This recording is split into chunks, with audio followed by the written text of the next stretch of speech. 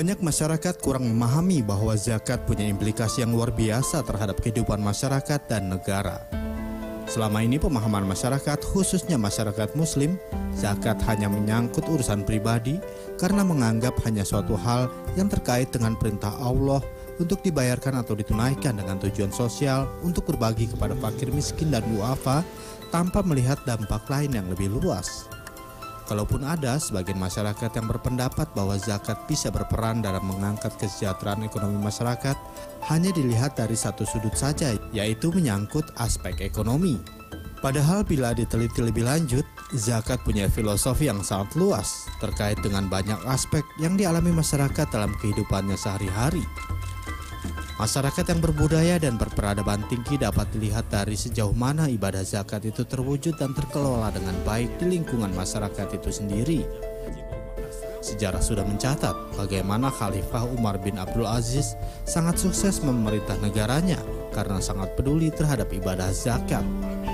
Beliau berkeyakinan peduli dengan zakat sama halnya dengan kewajiban menegakkan sholat.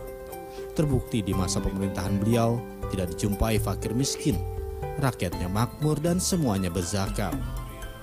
Untuk menghidupkan kegiatan zakat itu perlu adanya campur tangan negara. Di Indonesia sendiri pengelolaan zakat memiliki payung hukum mulai dari undang-undang hingga instruksi presiden. Namun sanksi bagi orang kaya atau muzaki yang tidak mau menunaikan zakatnya belumlah ada. Kewajiban membayarkan zakat belum disamakan dengan kewajiban membayar pajak. Hal itu terlihat sangat jelas dalam undang-undang tentang sanksi hukum yang diberikan. Diperlukan ketegasan dari pimpinan negara tentang aturan yang jelas, diiringi petunjuk pelaksanaan maupun teknis, agar semua lembaga pemerintahan dan negara menghimpun dan menyalurkan zakat secara nasional melalui satu institusi pemerintah.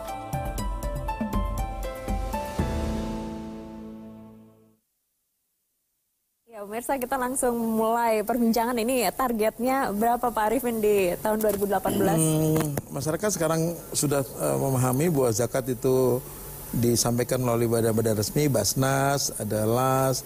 Kami mentargetkan 8 triliun rupiah dihimpun oleh Basnas, Basnas Provinsi Kabupaten Kota, dan LAS se-Indonesia.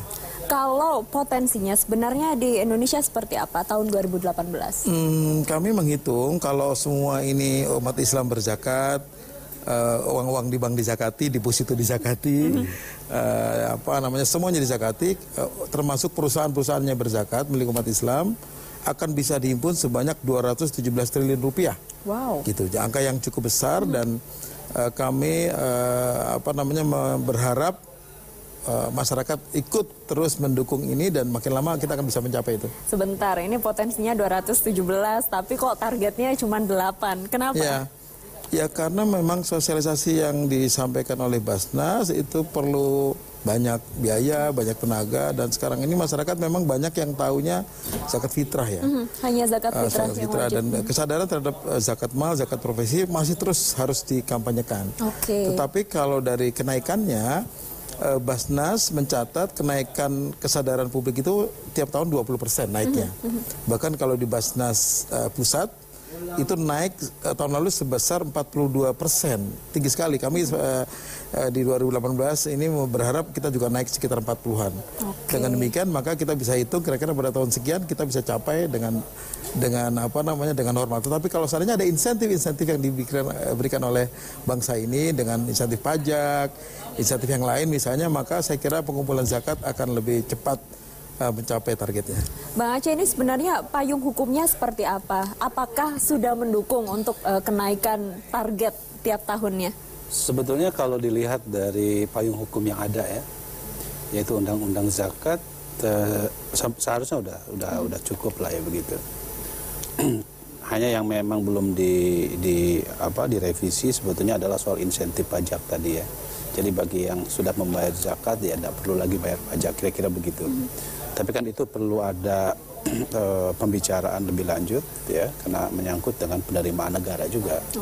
Nah, jadi kalau itu menurut saya memang harus ada hitungan yang sangat teliti dan saksama begitu. Poin penting sebetulnya yang perlu kita dorong adalah bahwa pertama membangun kesadaran masyarakat bahwa bukan hanya zakat fitrah. Kalau zakat fitrah saya kira semua rakyat Indonesia yang beragama Muslim sudah punya kesadaran itu.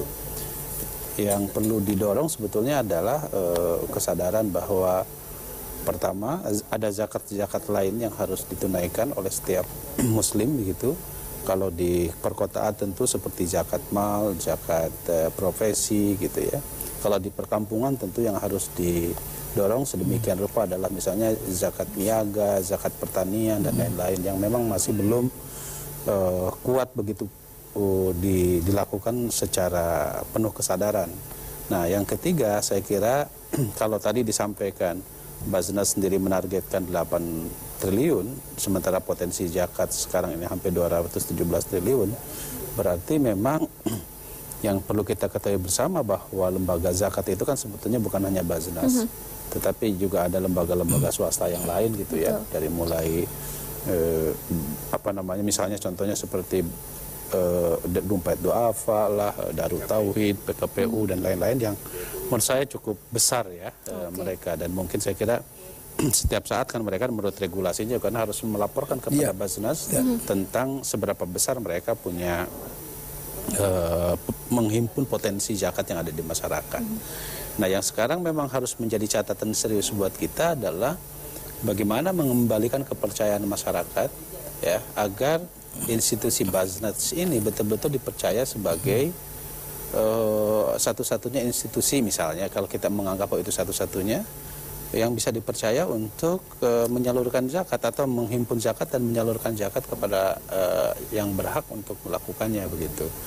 Nah, itu yang menurut saya tantangan yang paling utama adalah di situ. Dan saya percaya bahwa semakin hari kepercayaan publik terhadap Basnas itu kan semakin baik.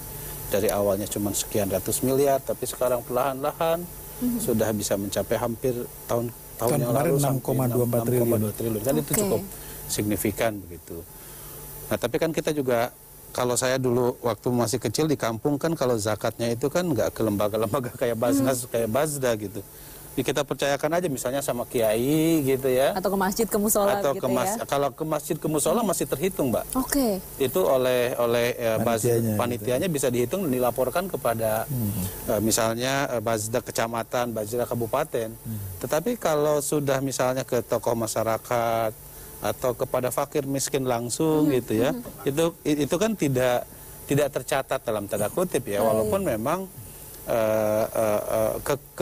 tapi kalau kita melihat fenomena seperti itu kan mengandung unsur memang kekuatan Muslim kita itu masih berserakan gitu, belum menjadi sebuah kekuatan, belum menjadi barisan yang kuat begitu. Nah, oleh karena itu menurut saya memang tantangan terbesar buat kita adalah bagaimana memberikan sosialisasi kepada masyarakat bahwa institusi seperti Basnas inilah yang bisa dijadikan sebagai lembaga terpercaya untuk menghimpun zakat dan kemudian setelah itu menyalurkannya kepada masyarakat sesuai dengan nanti soal misalnya membangun ekonomi yang produktif gitu ya. Karena kan kita tahu bahwa kita masih menghadapi banyak masalah, soal kemiskinan kita masih 56 juta begitu. Kalau misalnya kita bisa mendayagunakan zakat sedemikian rupa, tentu ini bisa memberikan kontribusi yang sangat positif buat pengentasan kemiskinan. Baik, menarik sekali Pak Cecep. Tadi dikatakan salah satu PR besarnya adalah kesadaran masyarakat yang masih minim.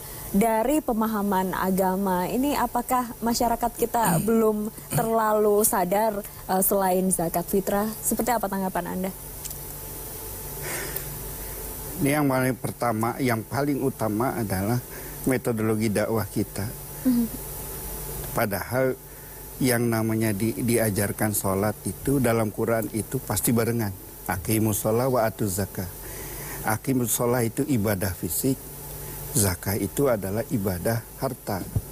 Jadi kalau orang punya harta, punya pendapatan tinggi, tidak mengeluarkan zakat, berarti memang tidak melakukan ibadah terhadap hartanya. Kebayang nggak zakat itu harta itu tidak diibadahkan. Jadi maka keberkahannya akan hilang. Dia seperti memakan hak orang lain. Ini yang paling penting. Dulu ulama itu mengajarkan kepada masyarakat bahwa jangan dimakan semua kalau dapat ada hak orang lain. Betul. Itu sebetulnya zakat sebetulnya, sedekah. Kalau zakatnya udah, ya ada infak, ada sedekah dan lain sebagainya. Baru setaraf itu.